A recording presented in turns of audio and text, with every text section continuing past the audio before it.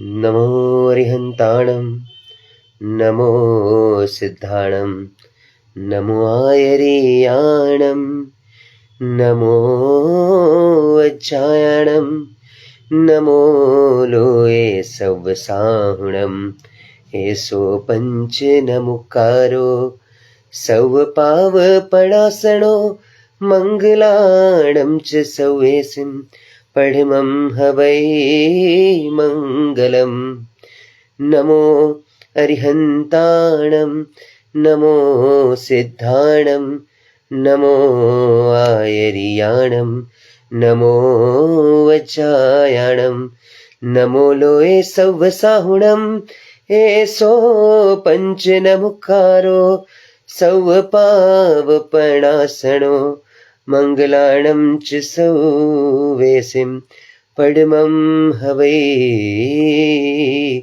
મંગલમ.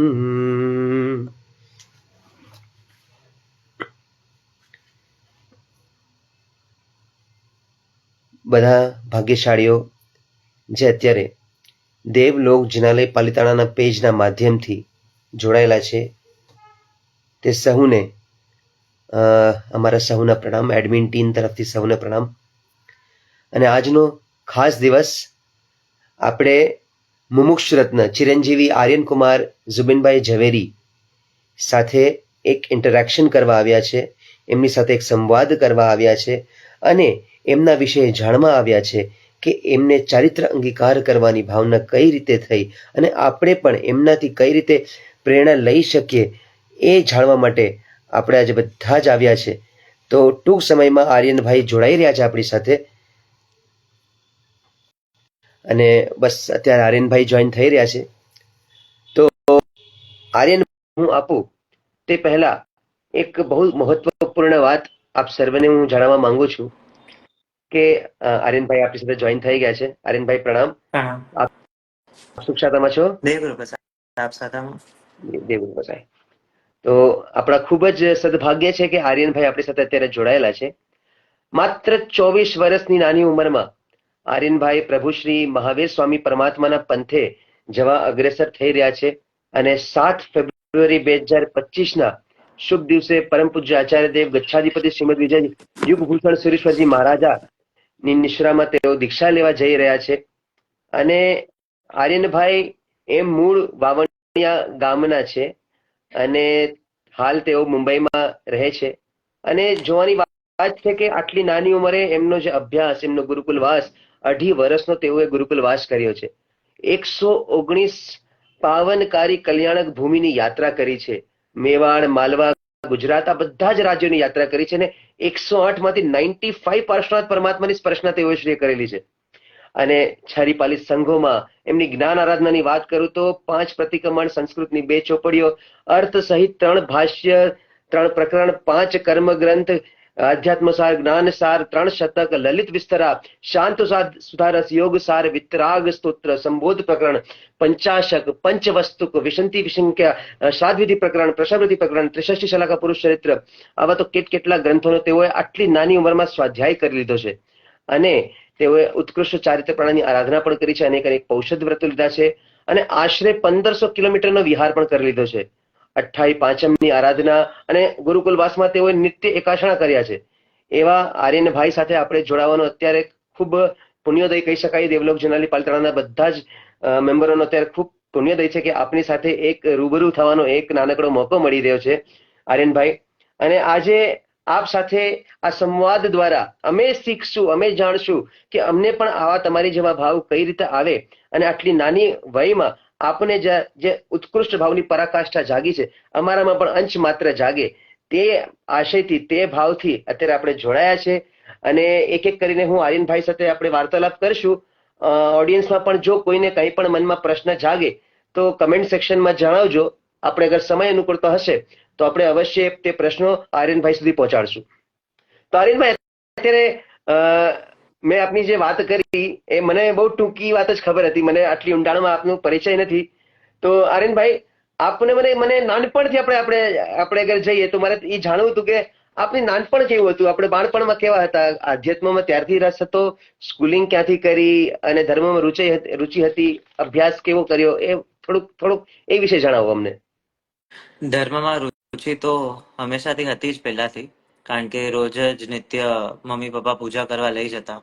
તે નાના હતા ત્યારે નજીકમાં દેરાસર નહોતું, થોડુંક દૂર હતું દેરાસર. ભલે બપોરનો પણ ટાઈમ હોય, 2 પણ વાગ્યા હોય, તો મને તો ખ્યાલ નથી બહુ, પણ મમ્મી પપ્પા કહેતા હોય કે 2 વાગ્યા હોય તો પણ પૂજા કરવા તો જોવે જ. એને તો રડવાનું ચાલુ થઈ જાય, દેરાસર માંગલિક થઈ ગયું હોય તો પછી પપ્પાને ટ્રસ્ટીના ઘરે જવું પડે, ચાવી લઈને દેરાસર ખોલાવડાવવું પડે, પૂજા થાય ત્યારે જઈને શાંત થતો. એટલે વાહ. પછી નજીકના 3 વર્ષનો હતો ત્યારે જ પછી પપ્પાએ બિલ્ડર સાથે વાતચીત કરીને દેરાસરની પ્રતિષ્ઠા કરાવડાવી. એટલે અદભુત. બિલ્ડિંગમાં જ દેરાસર પણ થઈ ગયું. એટલે ત્યારથી નાનું શું દેરાસર છે, ઘર દેરાસર જેવું, પણ અમારું પોતાનું જ હોય એવી રીતે જ હોય. એટલે ત્યારથી દેરાસરના બધામાં રસ તો હતો. આધ્યાત્મિકની વાત કરું તો એમાં સાચું કહું તો બહુ રસ હતો નહીં ક્યારે. પ્રભુ ભક્તિમાં જ ઘણો રસ હતો. એટલે આંગી કરવાની ને એ બધું કરવાનું નાના હતા ત્યારથી જ પપ્પા પર્યુષણમાં લઈ જાય દેરાસરમાં, ચલો આંગી કરવાને બધું. ને સ્કૂલિંગની જે તમે વાત કરી, સ્કૂલિંગ હું પોતે ઘાટકોપર ચેમ્બુર રહું છું, તિલકનગર. એ સ્કૂલિંગ મેં ઘાટકોપરથી કરેલી છે, યુનિવર્સલ સ્કૂલ કરીને ત્યારથી. એટલે પર્યુષણ વખતે પણ સ્કૂલમાં તો ફિક્સ જ હોય, 8 દિવસ તો છુટ્ટી લેવાની જ હોય. અને ક્યાંય ન મળે તો હું દેરાસરમાં આંગી કરતો તો મળી જ જાવ તમને કરીને. એટલે આ બહુ મહત્વપૂર્ણ આપણે વાત કરી કે નાનપણમાં આપણે કદાચ એટલો અધ્યાત્મમાં રસ ન પણ હોય, પણ પ્રભુ ભક્તિ એક એવું અદ્ભુત માધ્યમ છે કે તેના દ્વારા આપ અધ્યાત્મ સુધી પહોંચ્યા છો. એ અત્યારે આપણે બધા માટે એક બહુ ઇમ્પોર્ટન્ટ શીખની વાત છે. અત્યારે જેટલા પણ આપણી સાથે લાઈવમાં જોડાયા છે, લગભગ 101 જણ અત્યારે લાઈવમાં જોડાયા છે, અને બધાને આ વાત હું કહેવા માંગુ છું કે આર્યનભાઈએ ખૂબ જ એક મહત્વપૂર્ણ વાત કરી આપણી સાથે કે આ નાનપણમાં ઘણાને આધ્યાત્મમાં રસ હોય નહીં, અને એ સ્વાભાવિક છે, પણ એક ભક્તિના માધ્યમથી કેવી રીતે આધ્યાત્મ સુધી પહોંચાઈ શકે છે, એ આર્યનભાઈએ ખૂબ સરસ સમજાવ્યું. તો આપ ભણવામાં કેવા હતા? તોફાન જરૂર કર્યા હશે આપે નાનપણમાં, થોડુંક એ વિશે નાનો પણ હતો અમને જણાવો. ત્યારે તો ડાયો જ હતો એમ તો. અચ્છા. એટલે હું કહું છું, પછી સર્ટિફિકેટ તો કોઈ બીજું જ આપશે, બટ ઓબ્વિયસ ના છે. ના, બરાબર. એટલે એમ તો ડાયો હતો. ભણવામાં પણ એમ સારા માર્ક્સ આવી જાય. સ્કૂલમાં ફર્સ્ટ ટોપ 5 માં તો નંબર આવી જાય. પણ બીજું કઈ ખાસ સ્કૂલમાં વિશેષ ક્યારે કર્યું નથી. સ્કૂલમાં જાઓ, સ્કૂલ પતે એટલે સીધું ઘરે જ આવવાનું, અહીંયા આડું અવડું જવા કરવાનું. કોલેજ સુધી પણ બહુ હતું નહીં કરીને. એટલે સ્કૂલિંગ લાઈફ એમ નોર્મલ રહી છે. ઓકે, અદ્ભુત. તો આપના પરિવારમાં બીજા કોણ કોણ છે, થોડુંક એ વિશે એટલે જરાક પરિચય કરાય. મમ્મી પપ્પા ભાઈ ભાભી અને દાદી રહે છે સાથે, વાહ, અમે બધા. ખૂબ સરસ. અને આપ સૌ બધા તિલકનગર મુંબઈમાં. હા, અ, તિલકનગર. જી. તો આપની હોબીઝ શું હતી તે સમયે? કઈક નાનપણમાં આપણી હોબીઝ હોય કે એવી રીતે? ઇન્ટરેસ્ટ એવો કોઈ ખાસ કોઈ પણ વસ્તુમાં હતો નહીં, પણ ક્લાસીસ હરેક વસ્તુના કરેલા છે. મ્યુઝિકલ ઇન્સ્ટ્રુમેન્ટ્સ તો તબલાના પણ કરેલા, ગિટારના કરેલા, કેશિયોના કરેલા. સ્પોર્ટ્સની વાત કરો, બાસ્કેટબોલ, સ્કેટિંગ, સ્વિમિંગ, બધા ક્લાસ બધાના કરેલા. પણ 3-4 મહિના થાય, 6 મહિના થાય તો બસ હવે કંટાળો આવે જ નહીં થાય કરીને ક્લાસ છોડી દેવાનો હોય કરીને. એક્સપિરિયન્સ બધાનો લીધો જ, પણ રસ પહેલાથી જ કોઈ વસ્તુમાં ખાસ એવો હતો નહીં કરીને. બરોબર. એટલે તમને ત્યારે તમારી કદાચ સબકોન્શિયસ માઇન્ડમાં તમારે કદાચ સબકોન્શિયસ માઇન્ડમાં પહેલાથી હતું જી જ કે જી. લેવી છે કરીને. તો નાના હોય ત્યારે બધા પૂછે ને કે મોટા થઈને શું બનશો, શું એ બનવું મેં છે? ક્યારે કોઈને કીધું નથી કે દીક્ષા લેવી છે ના, કરીને. છતાં પણ ત્યારનું આપણે ત્યારનું કોઈ. ત્યારે જોશું કરીને જવાબ ઈ જ હોય કરીને. બરોબર બરોબર. હા, ના, ખૂબ સરસ, કારણ ખૂબ સરસ. તો કે આપણે. પહેલાથી તમે કહો દીક્ષા લેવી છે તો પ્રેશર બહુ આવવા માંડે. ના ચોવ્યાર ના પણ ચાલુ થાય તો ચોવ્યાર કરે તો દીક્ષા લઈ લેવાનો જ કરીને ના, એમ. સાચી વાત છે. આ અત્યારે સંસારની વિડંબના છે કે થોડાક પણ ધર્મમાં કોઈ અગ્રેસર થાય છે તો લોકોને એક ટેગ યા લેબલ આપી દે છે, જે કદાચ ઘણા માટે ઘણું મુશ્કેલ બને છે. આપણે બહુ સાચી વાત કરી.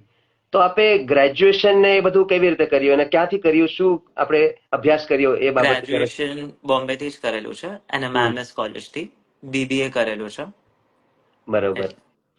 એટલે એ પણ 2 years નો કોર્સ હશે કદાચ. યસ. 3 years, okay. 3 years આપણું ગ્રેજ્યુએશન હતું. તો એ સમયમાં પણ આપણે આધ્યાત્મ તરફ રસ થઈ હા, ગયો હતો ત્યાં સુધીમાં? એની પહેલા જ થઈ ગયો હતો. 8th સ્ટાન્ડર્ડ વખતે આઈ થિંક મમ્મીને કીધેલું હતું મેં કે ઓકે. મારે લેવી છે. પણ ત્યારે શું નાનો વાત. હતો એટલે અડધી રાતના ઉઠાડી દીધી, મને યાદ છે એકવાર કે મારે વાહ. લેવી છે કરીને. પણ ત્યારે નાનો હતો, કીધું પછી વાત કરશું કરીને વાત ટળી ગઈ હતી. પછી 10th સ્ટાન્ડર્ડ વખતે એકવાર કીધેલું. 10th ની બોર્ડની જે દિવસે ફાઇનલ એક્ઝામ હતી એના 10-15 દિવસમાં જ US ની અમારી ટિકિટ હતી. ઓકે. એટલે બોર્ડની ફાઇનલ એક્ઝામના છેલ્લા દિવસે જ મમ્મી પપ્પાને લેટર આપેલો હતો કે મારે હવે ભણવું નથી કરીને સાહેબ પાસે રોકાવા જવું છે. પણ મમ્મી પપ્પાની ઈચ્છા હતી કે આપણે 11-12 કરી લઈએ. એટલે સેમ સીન 12 પછી પણ કર્યું. પછી ત્યારે એ લોકોની ઈચ્છા હતી કે ગ્રેજ્યુએટ થઈ જા કરીને. એટલે બરોબર. ગ્રેજ્યુએશન થયું અને ત્યારે કોવિડ આવ્યું. ઓકે. એટલે મારું છેલ્લું યર, 3rd યર કોલેજનું કોવિડ વખતે હતું. ને ત્યારે પણ મેં કીધું કે વર્ષ હવે કોવિડ ઓનલાઈન જ હતું ભણવાનું, તો સાહેબ રાઈટ. પાસે પણ રહીને તમે ભણી જ શકો છો લેપટોપથી. એટલે ત્યારે પણ પછી ન થયું કાંઈ સેટ કરીને. પણ પછી 8 મહિના ડેડ સાથે કામ પણ કર્યું ઓફિસમાં. ઓકે. પછી કીધું થોડોક ભાઈના મેરેજ હતા, ભાઈના મેરેજ પત્યા એટલે તરત જ પછી કીધું કે હવે કઈ પ્રસંગ નથી તો થોડાક દિવસ જઈ આવીએ. એટલે ત્યારે રોકાવાનું થયું. એટલે ભાવ પેલા હતા પણ રોકાવાનો મેળ નહોતો ખાતો. વચ્ચે મમ્મી પપ્પાએ હા પાડી હતી એટલે ઉપધાનમાં પ્રવેશ પણ કર્યો હતો. પણ પહેલા જ દિવસે સાહેબ પાસે જઈને મેં કીધું મારાથી નહીં થાય કરીને, એટલે બીજા જ દિવસે ઉપધાનમાંથી એક્ઝિટ મારી દીધું હતું. ઓહો. એટલે મમ્મી પપ્પાને થોડોક ઓછો કોન્ફિડન્સ હતો કે તું ત્યાં નહીં રહી શકે કરીને લાઈફસ્ટાઈલમાં. બરોબર. 3-4 વાર એના પછી રોકાવો પણ ગયો હતો. પણ બીજા જ દિવસે અડધી રાતના કે વહેલી સવારે બેગ બાંધીને ઘરે પહોંચી જાવ કરીને કે આપણું બરોબર. કામ નથી આ કરીને. સાચી વાત. તો આપે જે વાત કરીને એમાં એક બહુ નાનકડો પોઈન્ટ આપણે US ની ટિકિટની વાત કરી. તો આપે ક્યાં ક્યાં ભ્રમણ કર્યું છે? અત્યારે આપને ભાવ તો થઈ ગયા છે, પણ એની પહેલા પણ આપણે દેશ વિદેશમાં ક્યાં ક્યાં આ ભ્રમણ કર્યું છે, તેની કોઈ અગર ખાસ યાદ વગર તમને હોય તો તમે જણાવો. એટલે US ને બધે જવાનું થતું, પણ બધું 10th સ્ટાન્ડર્ડ પછી તો મેં જેમ તમને કીધું પહેલાથી ભાવ હતો જ. એટલે જવાનું હોય પણ એટલી કોઈ મેમરીઝ કે એવું ન હોય, પણ ફેમિલી હોય સાથે એટલે ફેમિલી ટાઈમ સારો થાય. બરાબર. બસ બીજું તો કઈ ખાસ નહીં. અને કન્ટ્રીઝની વાત કરીએ તો દેશો તો ઘણા છે, અમુક દેશો ફરેલા છે, ઘણા તો નથી ફર્યા. ના ના, જે ફર્યા છે એ પણ બહુ સારી યાદગીરી સાથે આપશો. અને આપે બધું જ જોયા પછી અને અહીંયા હું આપ સર્વે દેવલોક જિલ્લાની પાલિતાણામાં જોડાયેલા જેટલા પણ ભાગ્યશાળીઓ અત્યારે જોડાયા છે બધાને એક વસ્તુ કહેવા માંગુ છું કે આર્યનભાઈનો ઉછેર ખૂબ જ સુખ સમૃદ્ધિમાં થયો છે. અને આ ખાલી કહેવા માટે નથી, આ સુખ સમૃદ્ધિ વચ્ચે પણ તેઓને આ ભાવ જાગ્યા એ મહત્વપૂર્ણ વાત છે. આજે આપણે બધા જ ભૌતિક સુખ સામગ્રી પાછળ ભાગી રહ્યા છે, પણ જેમને બધી ભૌતિક સુખ સામગ્રી નાનપણથી મળી છે એમને પણ આ બધું ત્યાગવાનો ભાવ જે જાગ્યો છે એ આપણા માટે અનુકરણીય છે અને આપણા માટે ખૂબ જ સમજવાનો વિષય છે. તો મને ખાલી એ પૂછવું છે કે આપણે વાત તો કરી, પણ મને હજી સુધી એ વાત ન સમજાય કે એ કયો મોમેન્ટ હતો કે જેમાં આપને એમ લાગ્યું કે ના, કે હવે આ સંસાર અસાર છે, કે એક એવું ટર્નિંગ પોઈન્ટ હોય લાઈફમાં, કે એવું કોઈક નિમિત્ત બન્યું હોય, કે એવું કંઈ પણ આપને થયું હોય તો એવું કંઈક જરાક જણાવો. આ ક્વેશ્ચન હરેક જણે પૂછ્યો હશે. વિદાયના પણ ફંક્શન જેટલા થયા હશે એમાં પણ ટર્નિંગ પોઈન્ટનો તો પ્રશ્ન આવે ને આવે જ. પણ સાચું કહું તો કોઈ ટર્નિંગ પોઈન્ટ રહ્યો નથી. પહેલાથી જ ગાડી આ જ બાજુ ચાલે છે. ખાલી કોઈને કીધી નથી કે ગાડી આ બાજુ છે. લોકોને ભલે લાગે ઊંધી બાજુ ચાલે છે, કારણ કે જે રીતનું લાઈફસ્ટાઈલ હોય ને બધું હોય એટલે લોકોને લાગે કે ટર્નિંગ પોઈન્ટ છે, પણ ટર્નિંગ પોઈન્ટ કોઈ જ રહ્યો નથી. બરાબર. પહેલાથી જ વિચારેલું જ હતું કે લેવી તો છે. એટલે 14 વર્ષની ઉંમરે પંડિત મહાશયમાં 20 દીક્ષા થયેલી હતી. ત્યારે સૌથી પહેલી સામૂહિક દીક્ષા હતી આખા ઇન્ડિયામાં. એની પહેલા આટલી મોટી પાયે કે દીક્ષાઓ આટલી હવે પછી આપણે 7700 ને બધું થતું હોય, પણ જે સૌથી મોટો આંકડો પેલો 20 નો થયેલો હતો. ત્યારે જ 20 નિયમો બાધાઓ લીધેલી હતી. એમાંથી જ એક ત્યારે જ લીધેલી હતી કે 14 વર્ષની ઉંમરે કે દીક્ષા લેવાની છે, ક્યારેક ના ક્યારેક તો લેવાની જ છે કરીને. એટલે ટર્નિંગ પોઈન્ટ એઝ સચ કોઈ રહ્યો નથી કરીને. તો આપે પરમ પૂજ્ય પંડિત મહારાજની વાત કરી, ગચ્છાધિપતિશ્રીની વાત કરી, તો આપનું યુગભૂષણ સુરેશ્વરજી મારા સાથે પરિચય કેવી રીતે થયો એ વિશે થોડુંક અમને જણાવો. પરિચય બહુ સહેલાઈથી થઈ ગયો છે. ઘણા લોકોને આપણે સાંભળે તો પોતપોતાના જે પણ ગુરુ હોય છે ગોતવામાં ઘણા વર્ષો નીકળે છે અને ઘણા મોટી ઉંમરે પણ મળે છે. પણ હું ગ્રેટફુલ છું કે બોર્ન થયો ત્યારથી જ ગુરુ મળી ગયા હતા. કારણ કે અમારા ઉપકારી એક સાધ્વીજી ભગવાન છે, આર્જવ રત્નાશ્રીજી, એમને પપ્પાને આ ગુરુ ભગવાન મળાવ્યા હતા. મારા જન્મની પહેલાની વાત છે. એટલે બોમ્બેમાં સૌથી જૂનો પરિચય સાહેબનો મારા પિતાશ્રી છે. એટલે બોમ્બે જયારે ચોમાસું થયું હતું ત્યારે પણ બોમ્બેમાં શું કહેવાય, કોઈ ગુરુ ભક્તો કે કઈ ખાસ હતું નહીં. એટલે ત્યારે પિતાજી જ સૌથી વધારે ઓળખતા. એટલે પરિચય તો સાહેબનો એકદમ નાનો હતો ત્યારથી જ હતો જ કરીને. બરોબર. તો સાહેબના આપ કયા ગુણોથી સૌથી વધારે પ્રભાવિત થયા, કે એવું કેમ કે પરિવારમાં તો પપ્પા ઇન્ટ્રોડક્શન કરાવી દીધું, પણ જે સાહેબના કોઈ ગુણોથી આપ આકર્ષ્યા હોય એ તો સ્વાભાવિક છે. તો એવું કંઈક અમને જણાવો. સાહેબના ગુણો ગાવા જાય તો આ સેશન આપણું બહુ લાંબુ ચાલે. બરાબર. પણ અમુક વાત કરીએ તો સાહેબની જે સૌમ્યતા ને બધું છે, કોઈ પણ વાત કે રાતના 11 વાગે પણ ઘણીવાર સાહેબને ઉઠાડીને વાત કરવાની થાય કે સાહેબ ઘરે જવું છે, જાઓ કરીને. પણ ત્યારે પણ રાતના 11 વાગે પણ શાંતિથી બધી વસ્તુનો જવાબ આપે. ભલે જે પોસ્ટ પર સાહેબ છે, એમને કામ અનેક હોય છે શાસનના, પણ એની વચ્ચે પણ હરેક શિષ્ય માટે અને હરેક મુમુક્ષુ માટે સાહેબે હર ટાઈમ કાઢ્યો છે. જ્યારે બીજી જગ્યાએ જાઓ તો ઘણીવાર શું હોય, આપણે ગચ્છાધિપતિ સુધી પહોંચી ન શકો તમે કરીને કે આપણે આચાર્યથી વાત કરી લો કે મુનિ ભગવાનથી વાત કરી લો, પણ નાની વસ્તુ માટે સાહેબ પાસે જઈએ, હરેક વસ્તુનો એવી રીતે જવાબ આપે ને કે તમને ના પાડવી હોય ને પણ સાહેબ એટલું સરસ રીતે તમને કહી દે ને કે તમે હા પાડીને જ આવો કરીને ત્યાંથી. બરાબર. તો આપે વાત કરી કે આપને દીક્ષાના ભાવ જાગ્યા, આપે મમ્મી પપ્પાને લેટર પણ લખ્યો, અને સ્વાભાવિક છે કે એ લોકોને પણ તમે કીધું કે ઉપધાનની પણ આપણે જે વાત કરી તો કદાચ એ લોકોને કોન્ફિડન્સ નહોતો આવ્યો. તો આપે એવું પછી શું કરી, ધીરે ધીરે કેમને કોન્ફિડન્સ આવ્યો અને કેવી રીતે મનાવ્યા મમ્મી પપ્પાને? સ્ટાર્ટિંગમાં જયારે ગુરુકુલવાસમાં પેલા બોમ્બેથી જ ગુરુકુલવાસ ચાલુ થયો હતો, સ્ટાર્ટિંગથી જ. એટલે અમારે ત્યાં નિયમ છે કે સાધુઓમાં કમ્પલસરી એકાસના જ હોય, તબિયતની અનુકૂળતા. એટલે પછી જેની તબિયત ન સારી હોય એની માટે એક્સેપ્શન જે અપવાદ હોય, બરાબર. એટલે અમારે ત્યાં મુમુક્ષુને બધા યુઝ્યુઅલી બ્યાસના હોય, છૂટું, કારણ કે નિયમ તો સાધુ પૂરતો છે, આપણે તો સાધુ થયા નથી કરીને.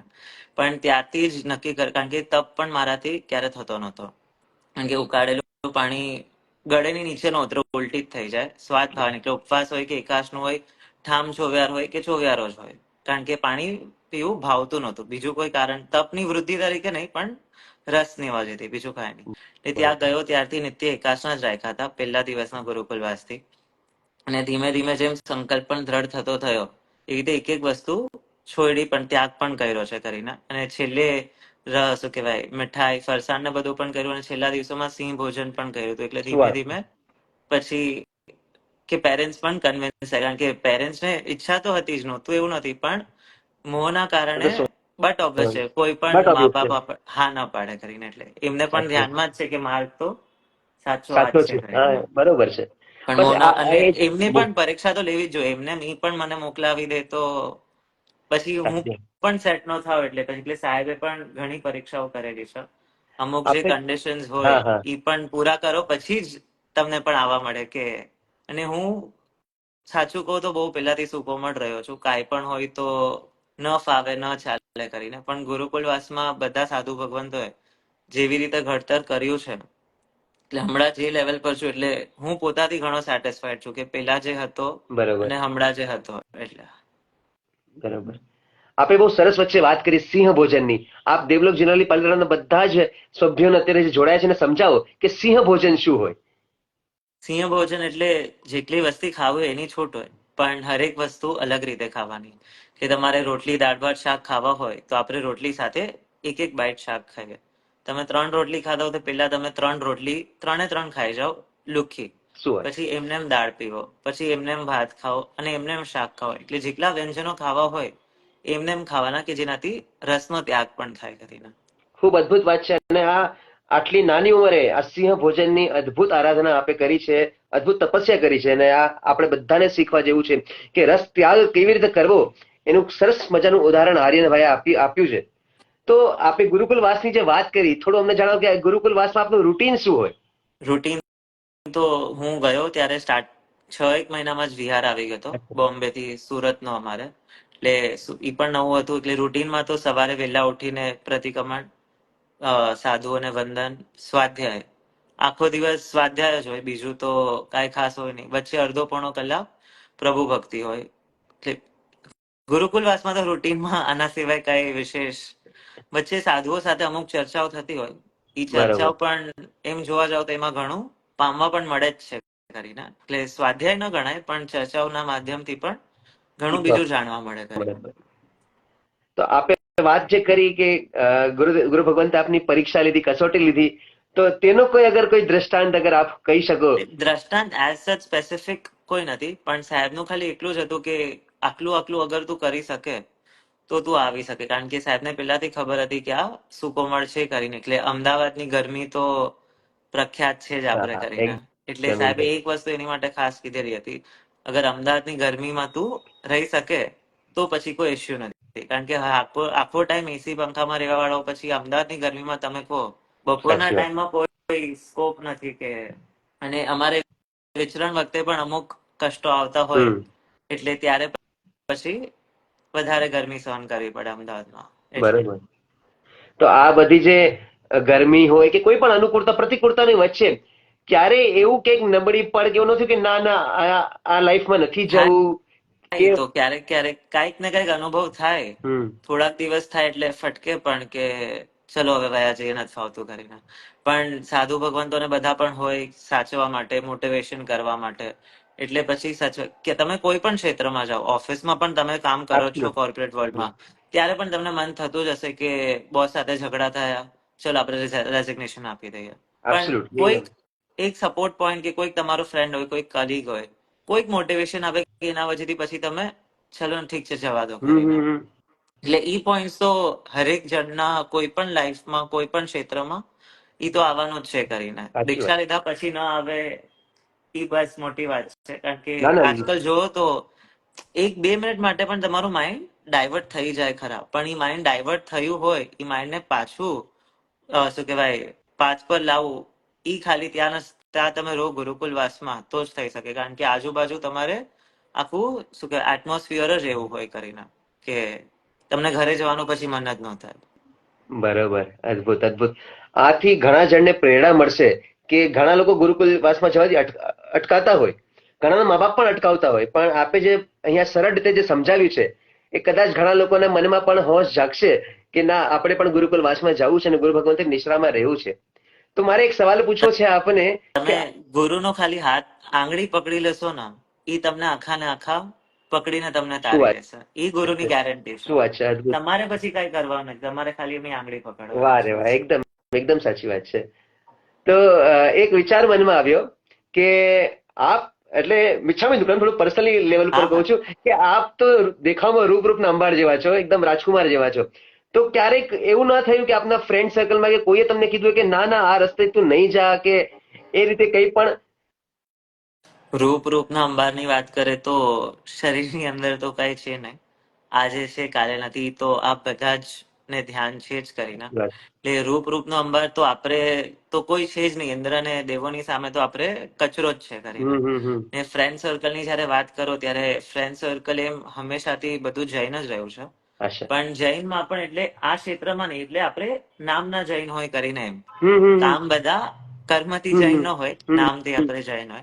એટલે ફ્રેન્ડ સર્કલથી તો હંમેશા એવું જ રહ્યું છે કે આ બધું શું છે કરીને. અને સાચું કહું તો BBA કર્યું ત્યાં સુધી એક પણ ફ્રેન્ડ સર્કલમાં કોઈને પણ ભનક નહોતી કરીને કે આને લેવી હશે કરીને. બરાબર. જ્યારે મુહૂર્ત લીધું ત્યારે જ શોકમાં હતા કે આ શું છે કરીને, કારણ કે ગુરુકુલવાસમાં પણ સ્ટાર્ટિંગના 6-8 મહિના મેં કોઈને કીધા વગર જ ગયો હતો કે આ શું કર્યું. કોવિડ ટાઈમ પણ હતો એટલે ના, હું ગયો ત્યારે કોવિડ પતી ગયું પછી, એટલે કોઈને ભનક પણ નહોતી, કારણ કે પછી હું જાવ અને પાછો આવી જવાનો તો ઈ થોડીક વસ્તુ સારી ના લાગે કરીને, એટલે કોઈને ભનક જ નહોતી. એટલે ફ્રેન્ડ સર્કલમાં જયારે મુહૂર્ત પછી ખબર પડી ત્યારે હજી પણ મુહૂર્તના દિવસે પણ યાદ છે, એક ફ્રેન્ડ હતો હાથીની અંબાડી પરથી ઉતરા જયારે મુહૂર્ત લેવા ત્યારે પણ કીધું ભાગી જાવ તો આપણે ભાગી જઈએ.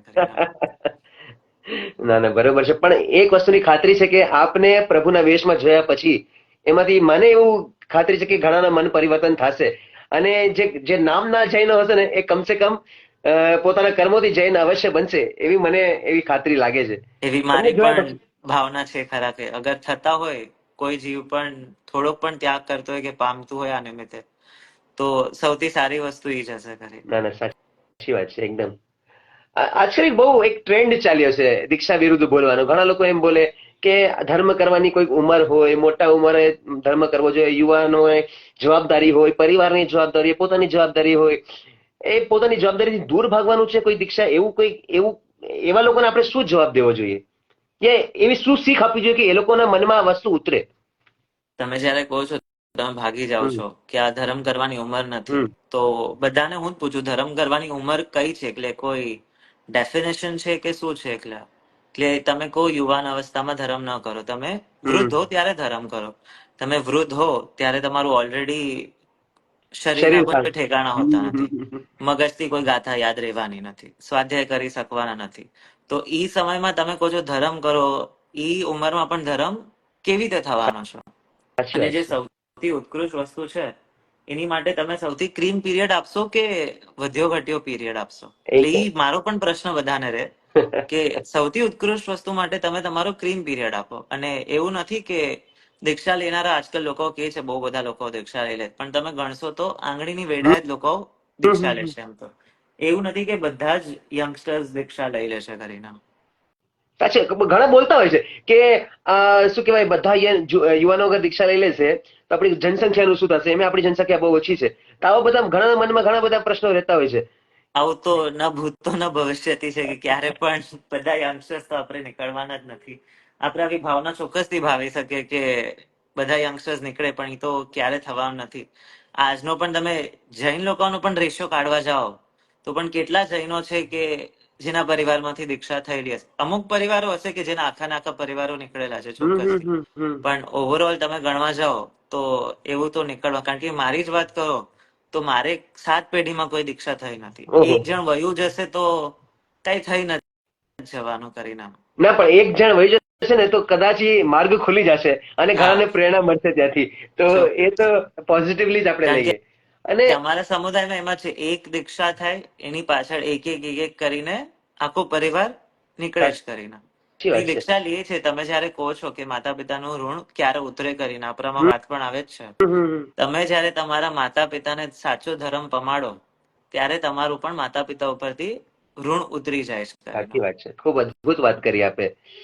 તો હજી એક વાત લોકો કરે છે, પાછું સોરી આ ટોપિક ઉપર આવવા માટે, પણ ઘણા લોકો બોલે છે કે આપણે આઈઆઈટી આઈઆઈએમ આ બધાની સીટ્સમાં જૈનો જાય છે અને પછી એ લોકોને દીક્ષાના ભાવ જાગી જાય છે. તો કે તમે આ સીટ લીધી કેમ? તમે તો જ્યારે કોઈ એના કરતા કોઈ ડિઝર્વિંગ આપવું જોઈએ હતું, તમે આ સીટ લઈને તમે એક સીટને બ્લોક કરી, તો ત્યારે આપણે શું જવાબ આપવો જોઈએ? તમે હિસ્ટ્રી જ્યોગ્રાફી તો ભણ્યા જ હશો નાના હશો ત્યારે સ્કૂલમાં. જી. તમે શું કહેવાય ટ્રિગ્નોમેટ્રી પણ ભણ્યા જ હશો. એનું તમે હમણાં શું વાપરો કોર્પોરેટ વર્લ્ડમાં? હું તમને પૂછું છું ખાલી. સાચી વાત છે. એમાંથી કાંઈ પણ તમે વાપરો? એલ્જેબ્રા. સાઈન કોસ ટેન પણ શું આવે તમને કોર્પોરેટ વર્લ્ડમાં? ક્યાંય નહીં આવતું હોય. સાચી વાત છે. એનું તમે શું કર્યું ભણીને? કાંઈ જ નથી કર્યું. ભણવાની તમે જયારે વાત કરો છો ખાલી ને ખાલી તમારું માઇન્ડ ડેવલપ કરવા માટે તમે ભણો છો. આ બધા બરાબર. સબ્જેક્ટ જે નાના હોય સ્કૂલમાં એ ફક્ત તમારા માઇન્ડના ડેવલપમેન્ટ માટે હોય છે. હવે તમે આઈઆઈટી સીએ ને બધાની વાત કરો, નો ડાઉટ એ બધું કામ પણ લાગે છે આજકાલની આપણું બધું જે રીતે ફાઇનાન્શિયલ ને બિઝનેસ ને બધું ચાલતું હોય છે. પણ એ બધી સ્કિલ્સ પણ અહીંયા આવીને જ્યારે જે સાધુ થાય છે એ બધી સ્કિલ્સ પણ અહીંયા ચોક્કસથી વપરાય છે. બરાબર. હવે તમે લોયર્સ ગણો ને બધા ગણો, આજકાલ આટલા ધર્મના પણ મોટા મોટા આપણે કેસીસ ને બધું ચાલતું જ હોય છે. તો એની માટે હવે સાવ અંગૂઠા છાપ તો સાધુ હશે તો એને શું ખ્યાલ આવવાનો? એવું નથી કે તમને ખાલી ત્યાંનું જ્ઞાન જોવે છે. એટલે બંને જ્ઞાન ભૌતિક એટલા જ્ઞાન પણ ઇમ્પોર્ટન્ટ આવશ્યક તો છે. છે જ. હમ હમ હમ તમારી હમ. પાસે ભૌતિક જ્ઞાન હશે તો જયારે આપણે વ્યાખ્યાનની પણ વાત કરીએ, આપણે છાપા વાંચવાની એમ તો મહાત્માઓને જયારે મનાઈ હોય છે, પણ જે વ્યાખ્યાન કરતા હોય છે એને પણ આપણે કહે છે કે દેશકાળ સાથે એને કનેક્ટેડ અપડેટ રહેવું. રહેવું જોઈએ હમ હમ હંમેશા. હમ. તો Correct. તમે સામેની પબ્લિકને કન્વિન્સ કરી શકો, સામેની પબ્લિક સાથે તમે જોડાઈ જોડે. શકો ને એ લોકોના તમે ક્વેરીઝ ક્લિયર કરી શકો. તો તમે ભણેલા હશો તો જ થવાનું છે. ને તમે એકદમ નાના હો ને ત્યાંથી આવી જાઓ 8 વર્ષની ઉંમરે ભણ્યા વગર, તો ઈ પણ સારું છે. તો તમે ત્યાંના ઈ ક્ષેત્રમાં વિદ્વાન થઈ શકો. પણ સાચું. અહીંયા તમે ઘરે બેસીને તો હું તમારે 24 વર્ષે દીક્ષા લેવી છે, 24 વર્ષ સુધી ઘરે તો ન બેસો ને તમે. ના ના, સાચી વાત છે. એકદમ એકદમ બહુ સરસ અને પરફેક્ટ આપે આન્સર આપ્યો છે. અને આપે એકદમ હેટ્સ ઓફ, તમે જે વિચારોને જે રીતે વ્યક્ત કર્યા છે, જે ક્લેરિટી છે આપના મનમાં, બહુ અદ્ભુત છે. તો એક પ્રશ્ન મનમાં આવે કે કોઈને પણ અગર જો દીક્ષા લેવી હોય તો એના મનમાં એનો કેટલો મિનિમમ અભ્યાસ હોવો જોઈએ? અભ્યાસમાં મિનિમમ તો જો તમે ડેલી તમારું રૂટીન કરી શકો, એટલે પંચ પ્રતિક્રમણ આવડવું છે. એનાથી વિશેષ કાંઈ ન પણ આવડતું હોય, તમારા મનમાં વૈરાગ્ય છે, સાચો વૈરાગ્ય છે, એટલો જ ક્રાઇટેરિયા છે. ને ત્યાંની જે આપણી ડેલી ક્રિયા હોય, ડેલી ક્રિયા પણ એકવાર જોવા જાવ તો 2 પ્રતિક્રમણમાં તો બહુ વાંધો ન આવે કરીને. એટલે તમને બરાબર. એટલું પણ આવડતું હોય તો લઈ શકો. પણ પછી ગુરુકુલવાસમાં જાઓ એટલે 2 પ્રતિક્રમણથી તો વધારે તમને તમારા ગુરુઓ પહોંચાડી જ દેવાના છે એમ તો. સાચી વાત છે. એટલે ના એટલે ના, બહુ સરસ. મિનિમમ અભ્યાસ કોઈ નથી, હમ પણ ત્યાંનું જે લાઈફસ્ટાઈલ ને બધું હોય હમ. એને તમે ખાલી સારી રીતે એડજસ્ટ કરી શકો. સાચું. ઈ જ છે. અને જે યુવાનો દીક્ષા નથી લઈ શકતા તો તેઓ ગૃહસ્થપણામાં પણ રહીને પોતાના આત્મકલ્યાણ માટે અને શાસન માટે આ બંને માટે શું કરી શકે? જો આત્મકલ્યાણ માટે તો આપણે ભણી તો શકે છે, સાધુ સાધ્વી પાસે પણ ભણી શકે છે, અને જેને ભણવું નથી ફાવતું, કારણ કે મને પણ હજી સુધી ગાથા બહુ ઓછી ઉતરે કરીને, એટલે જેને ના ના, ભણવું આપનો ન અભ્યાસ ફાવતું ઘણો હોય, અદ્ભુત છે. આપ આવી ના વાત ના, કરશો તો કેવી રીતે એટલે જેને ચાલશે? ગાથા ન ફાવતું એની માટે વયાવચ પણ છે જ. હમ એટલે આપણા ધર્મમાં તો હરેક જેને જે વસ્તુમાં રસ હોય, તમને ભક્તિમાં રસ છે, આંગીકરણ રસ છે, તમે એ ક્ષેત્રમાં જોડો. તમને વયાવચનો રસ છે, તમે ગુરુની વયાવચ કરો. તમને ભણવાનો રસ છે, તમે સ્વાધ્યાય કરો. તમને જે ફિલ્ડ ગમે છે હમ. એ ફિલ્ડમાં તમારી પાસે ઓપ્શન્સ તો ભરપૂર છે આપણી પાસે કરીને, સાચી વાત. એટલે ઘરે બેસીને પણ તમે કરી જ શકો છો. અને શાસન માટે પણ જો અગર તમને કઈ કરવું હોય તો જંગમ તીર્થ અને સ્થાવર તીર્થની આપણે રક્ષા કરવી હમણાં માટે સૌથી મોટું એ જ વસ્તુ છે, કે જંગમ તીર્થ જે આપણા સાધુ સાધ્વીઓ છે એની આપણે રક્ષા કરવી. વિહારમાં છે એની માટે સાધુ સાધ્વી સાથે રહેવું, કરવું અને રક્ષા કરવી. સ્થાવર તીર્થની વાત કરીએ તો શત્રુંજય, શિખરજી, ગિરનાર ને એ બધાની રક્ષા કરવી જ જોઈએ. એ બે વસ્તુ શાસન માટે કરવા જેવી છે, આવશ્યક સ્થાવર છે. અને જંગમ તીર્થની હમ. રક્ષા કરવી. બરોબર છે. તો આજે કોઈ પણ યુવા વર્ગમાં કોઈને પણ અગર પોતાના ગુરુની ઓળખ કરવી હોય કે મારે કયા ગુરુને પોતાના ગુરુ પદે સ્થાપવા, તો તેની ઓળખ કેવી રીતે કરવી જોઈએ? જો સાચા ગુરુ તો જો બધાની એની વ્યાખ્યા તો આપણે અલગ રહેવાની છે, એટલે એ હમ હમ. થોડોક ટચી ટોપિક છે. બરોબર. એટલે એમાં તો બહુ ન પડતા, પણ બધા જે તમે જે ગુરુને પકડો એ ગુરુને હમ. ખાલી વિશ્વાસથી પકડી રાખો. એકવાર પકડ્યા પછી છોડો નહીં કરીને, એટલું જ કહું છું. પણ સાચા ગુરુની ઓળખ આપણામાં પણ આવે છે કે 12.5 વર્ષ સુધી તમારે પણ સાચા ગુરુ ગોતવાના છે. એકને જ મળી ગયા, ચલો આજ સાચા જ પકડી લો, એમ ગુરુની પણ તમારે પરીક્ષા કરવી જ જોઈએ કે આ લાયક છે, નથી લાયક. એ બધી પરીક્ષા પણ કરવાની આપણે આવે જ છે કરીને. બરોબર. એટલે 12.5 વર્ષ આપણામાં પણ કીધું છે ભ્રમણ કરીને સાચા ગુરુ ગોતવા જોઈએ કરીને. એટલે મને જી. મળી ગયા છે, પહેલાથી જ પપ્પાએ પરીક્ષા કરેલી છે, એટલે મારે થોડુંક બરોબર. સહેલું હતું. ના ના, સાચી વાત છે. આપે તો ઘણી બધી તીર્થયાત્રાઓ કરી છે. મેં તો શરૂઆતમાં બધા તીર્થોના નામ પણ વાંચ્યા. તો એમાંથી કોઈ અનુભવ આપ અગર શેર કરી શકો તો કઈ તમને એવું કોઈ તીર્થ લાગ્યું કે જ્યાં તમારા આત્માનુભૂતિ બહુ સરળ રીતે, સહજ રીતે થઈ ગઈ? કે મારી માટે ગિરનાર સૌથી નજીક છે. આજકાલ જોવા જાવ તો ઘણા દીક્ષાર્થીઓને ગિરનાર અને નેમિનાથનું તો હોય જ છે, છે. પણ ઘણા વર્ષો એટલે 2.5 વર્ષથી ગુરુકુલવાસમાં છું. છેલ્લા 1-1.5 વર્ષથી ઘરે કીધેલું જ કે હવે લેવી જ કરી, એટલે હું તૈયાર છું. પણ એ લોકોની હમ. ના હતી કે હજી થોડોક વખત રાહ જોઈ લે કરીને. એટલે નેમિનાથ ભગવાનનું હંમેશાથી રહ્યું છે, કારણ કે 6 વર્ષ પહેલા નીચે જ અમારા દેરાસરમાં અમે અંજન શલાકાનો મહોત્સવ કરીને નેમિનાથ ભગવાન અમે પોતે ભરાવેલા. ને બરાબર. કોવિડ વખતે પણ એ જ ભગવાન બે વર્ષ આસપાસ અમે ઘરે લઈ આવ્યા હતા. એટલે નેમિનાથ ભગવાન સાથે ત્યારથી પ્રીતિ છે. એની પહેલા તો કાંઈ ખાસ હતું નહીં. એટલે ગિરનાર જવાનું પણ ક્યારેક ક્યારેક થાય, પણ 1.5 વર્ષમાં છેલ્લી વાર નક્કી કર્યું ગિરનાર જવું જ, પણ ક્યારેય જવાનો મોકો નહોતો મળ્યો. પછી છેલ્લે સાહેબની 5મી પેટિકા હતી, એટલે ત્યારે 5મી પેટિકા વખતે પણ પૂરો લાભ મને મળ્યો હતો, અંદર રહેવાનો, કરવાનો, સાહેબની વયાવચ કરવાનો. જેવી પેટિકા પડી સાહેબને કીધું સાહેબ ગિરનાર જવું છે, જે દિવસે ગિરનાર ગયો બીજા દિવસે મમ્મી પપ્પા આવીને સાહેબને આવીને હા પાડી દીધી. એટલે મને મળ્યા શું કે વાત છે? અમને તો ના જ પાડવી છે, ના જ પાડવા. પણ મેં તમને પેલા કીધું ને, સાહેબ એવી રીતે વાત કરશે ને કે તમે હા પાડીને નીકળી જ જશો ત્યાંથી ખરી. કે ઈ નેક્સ્ટ દિવસે હા પાડી. જેટલી વાર ગિરનાર ગયો છું, હર ટાઈમ દાદાનો અભિષેક તો કમ્પલસરી ચડાવો લઈને કરવાનો, એટલે કરવાનો. એટલે નેમિનાથ ભગવાન અને ગિરનારનો થોડો વધારે પ્રભાવ છે ને થોડુંક વધારે નીકળશે. એટલે મારી ઈચ્છા પણ હતી કે મારી દીક્ષા આપણે ગિરનારમાં કરવી છે, પણ ઘરવાળાઓની ઈચ્છા હતી કે આપણે ઘર આંગણે ઘાટકોપરમાં જ દીક્ષા કરવી. એટલે સાહેબને પણ ખાસ અમદાવાદથી બોમ્બે વિહાર કરાવડાવીને સાહેબ બોમ્બે પધારે છે, એટલે દીક્ષા આપવા માટે. એટલે પાછળ જોશો તો પણ ગિરનાર દોરેલું જ છે. હા હા હા, એટલે શું વાત છે! ખૂબ અદભુત. ગિરનાર અને ગુરુદેવ બેનો સથવારો છે. હા, અને આપણે વાત કરીમાં બહુ સરસ એક દ્રષ્ટાંત યાદ આવ્યું. હમણાં હાલમાં એક વિડીયો જોયેલો, એક મુમુક્ષુબેનનો વિડીયો હતો, કદાચ તેમની વિદાય પ્રસંગનો જ હશે.